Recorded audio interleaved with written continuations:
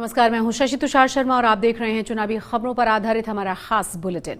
सबसे पहले आप दिन की बड़ी चुनावी खबरों को संक्षेप में जान लीजिए, जिसके बाद हम आपको बताएंगे कि ये खबरें खास क्यों हैं और इनके राजनीतिक मायने क्या हैं।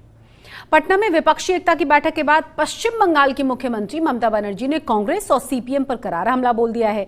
तेलंगाना के मुख्यमंत्री और भारत राष्ट्र समिति के मुखिया के चंद्रशेखर राव राज्य के बाहर पार्टी को विस्तार देने की कोशिशों में जी जान से जुटे हुए हैं। उधर विपक्ष की बैठक के बाद एनसीपी प्रमुख शरद पवार ने क्या दावा किया है, ये भी आपको बताएंगे। साथ ही उद्धव गुट के नेता संजय राउत ने एकनाथ शिंदे सरकार की तुलना पुतिन की वैगनर आर्मी से क्यों कर दी है, इसका भी जिक्र करेंगे। दिल्ली सरकार की ओर से बिजली की दरों में बढ़ोतरी के ऐलान के बाद बीजेपी आम आदमी पार्टी पर लगातार हमलावर है, ये भी आपको बताएंगे। और आइए अब इन खबरों को विस्तार से समझ लेते हैं। पटना में विपक्षी एकता की बैठक के बाद पश्चिम बंगाल की मुख्यमंत्री ममता बनर्जी ने कांग्रेस और सीपीएम पर करारा हमला बोला है। पंचायत चुनाव के लिए प्रचार करने निकली ममता बनर्जी ने कहा कि बीजेपी, सीपीएम और कांग्रेस ने हाथ मिला लिया है। ममता ने कहा कि यहाँ पूरा विपक्ष बीजेपी के खिलाफ महागठबंधन बनाने की कोशिश में है और यहाँ ये पार्टियां विपक्षी एकता में दरार पैदा करने की कोशिश कर रही हैं। ममता ने कांग्रेस को बंगाल में बीजेपी की ही टीम बताया। उन्होंने कहा कि बीजेपी को एक भी वोट नहीं दें, सीपीएम को वापस मत लाओ और कांग्रेस यहां बीजेपी की ही एक और टीम है, इसीलिए उन्हें भी वोट न दें। जाहिर है लोकसभा चुनाव से पहले विपक्षी एकता की कोशिशों के बीच में ममता बनर्जी का ये बयान आपसी समझ की राह में बड़ी मुश्किलें खड़ी कर सकता है। उधर तेलंगाना में मुख्यमंत्री और भारत राष्ट्र समिति के मुखिया के चंद्रशेखर राव राज्य के बाहर पार्टी को विस्तार देने की कोशिशों में जी जान से जुटे हुए हैं और इसी सिलसिले में सोमवार को वो अपने 100 विधायकों के साथ महाराष्ट्र के सोलापुर पहुंचे। केसीआर ने पूरे लाव लश्कर के साथ सोलापुर तक अपनी यात्रा को पूरा किया।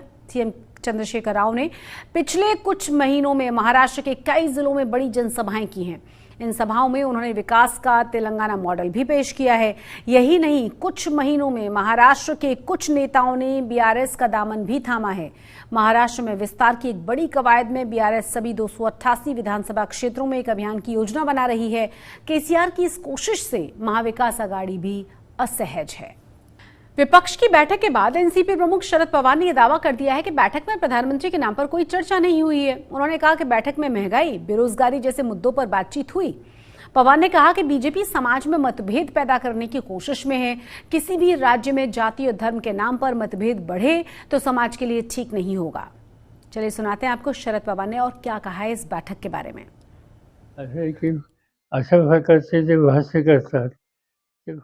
ये सब बेकार की बातें हैं। इस पूरी बैठक में प्रधानमंत्री के नाम पर चर्चा तक नहीं हुई है। इस बैठक में महंगाई और बेरोजगारी पर चर्चा हुई। इसके साथ ही सभी स्थानों पर सांप्रदायिक शक्तियां सर उठा रही हैं। बीजेपी समाज में मतभेद पैदा करने की कोशिश कर रही है। किसी भी राज्य में जाति और धर्म के नाम पर मतभेद बढ़े तो समाज के लिए ये स्थिति ठीक नहीं है। इसको कम करने के लिए हम सबको मिलकर काम करने की जरूरत है। उद्धव गुट के नेता संजय राउत ने एकनाथ शिंदे सरकार की तुलना पुतिन की वैगनर आर्मी से कर डाली है। उन्होंने कहा है कि वैगनर सेना की तरह शिंदे की भाड़े की सेना बीजेपी पर हमला करने की तैयारी में है। ये किसी के भी नहीं हो सकते। उन्होंने ये भी कहा कि महाराष्ट्र सरकार चुनाव से डर रही है। हिम्मत है तो चुनाव की घोषणा कर दें। सिर्फ पश्चिमी महाराष्ट्र ही नहीं बल्कि पूरा महाराष्ट्र दिखाएगा कि जमीनी हकीकत आखिर है क्या। हमला करते हुए संजय राउत ने और क्या क्या कहा है अपने बयान में, जरा सुनिए। ये सरकार चुनाव से डर रही है। हिम्मत है तो चुनाव की घोषणा करे।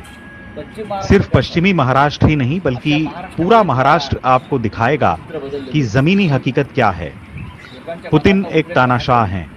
वैगनर को पुतिन ने भाड़े की सेना के तौर पर नियुक्त किया था। जब भाड़े की सेना पर शासन करने की बात आती है तो मामला उलट जाता है। महाराष्ट्र में भाड़े की सेना का राज है। एक दिन ये किराए की सेना तुम्हें खत्म ही कर देगी। सीएम शिंदे की सेना किराए की सेना के समान है। वैगनर सेना की तरह शिंदे की भाड़े की सेना बीजेपी पर हमला करने जा रही है। ये किसी के नहीं है। इसी तरह महाराष्ट्र में भी इस किराए की सेना का शासन ज्यादा दिनों तक नहीं चल पाएगा।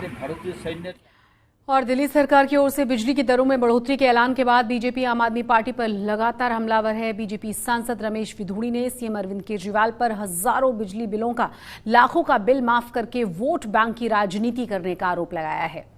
तो सुनाते हैं आपको बिजली की दरों में बढ़ोतरी के बाद किस तरीके से बीजेपी की तरफ से निशाना साधा जा रहा है आम आदमी पार्टी पर, और इस बारे में रमेश विधुड़ी ने क्या कहा है।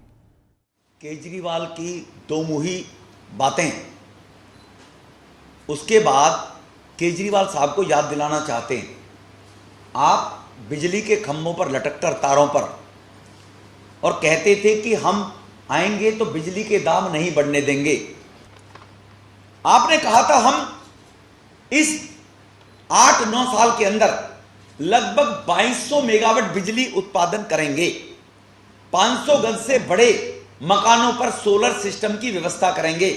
16 से आज 23 आ गया, 2200 मेगावाट बिजली बनाने वाले केजरीवाल, आपको फुर्सत नहीं है अपने कुकर्मों से बचने के लिए यूपीए के गठबंधन ठगबंधन चोरों की चप्पल चाटने से।